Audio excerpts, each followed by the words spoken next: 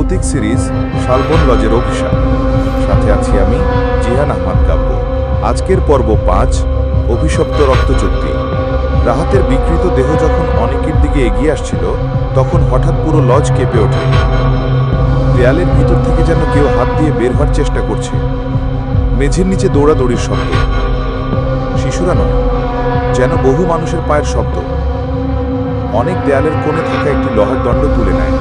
সে দৌড়ে ঘর থেকে বের হয়ে দ্বিতীয় তলার লম্বা করিডোরে চলে আসে। কিন্তু করিডোরের শেষে দাঁড়িয়ে আছে 3টি ছায়া।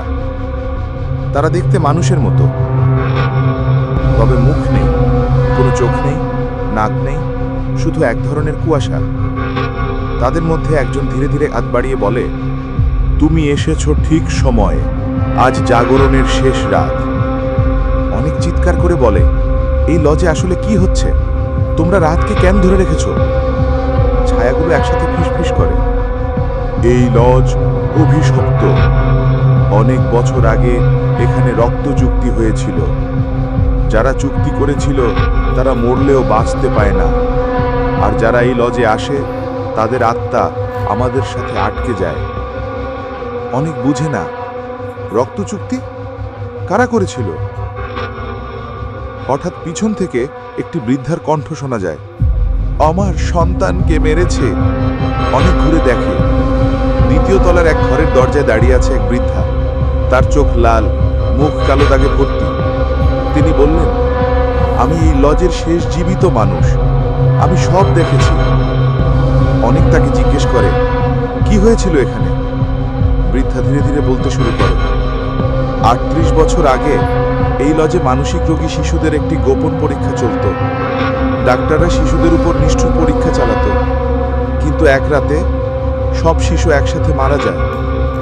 আর মরার আগে তারা শপথ নেয়, যে কেউ এই লজে আসবে তাকে তাদের যন্ত্রণার ভাগ নিতে হবে। সেদিন থেকে লজটি রক্তচুক্তির লজ নামে পরিচিত। বৃদ্ধার চোখ ভিজে ওঠে। আমার সন্তানও ওই পরীক্ষার মধ্যে মারা গেছে, আর আমি প্রতিদিন এখানে আটকে আছি তাদের কান্না শুনে। অনেক প্রশ্ন করে, কিন্তু রাহাত, সে তো শিশু ছিল না। বৃদ্ধা বলল, সে ভুল করে এখানে ঢুকেছিল। শিশুরা তাকে নিজেদের দলে নিয়েছে। আজ রাতে তারা পুরোপুরি জেগে উঠবে।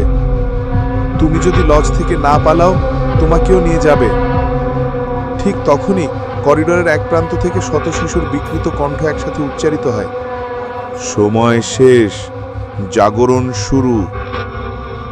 করিডোরের লাইট সব একসাথে নিভে যায়। লম্বা ছায়াটা মেঝে থেকে উঠে দাঁড়ায়। রাহাতের ছায়া দানব দেয়াল ভেদ করে বেরিয়ে আসে।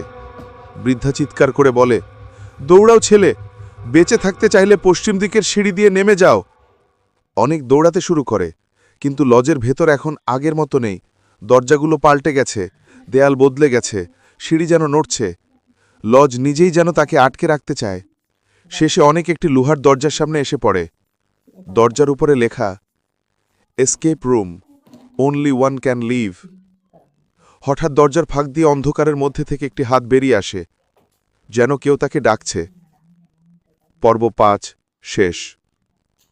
পরের পর্বগুলোতে থাকবে, অনেক কি সত্যি লজ থেকে পালাতে পারবে?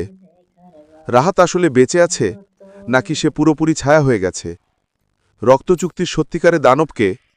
লজ কেন অনেককে বিশেষভাবে টানছে? পর্ব 6 আপনারা দেখবেন আরও তীব্র, ভয়ঙ্কর এবং রহস্যময় কিছু।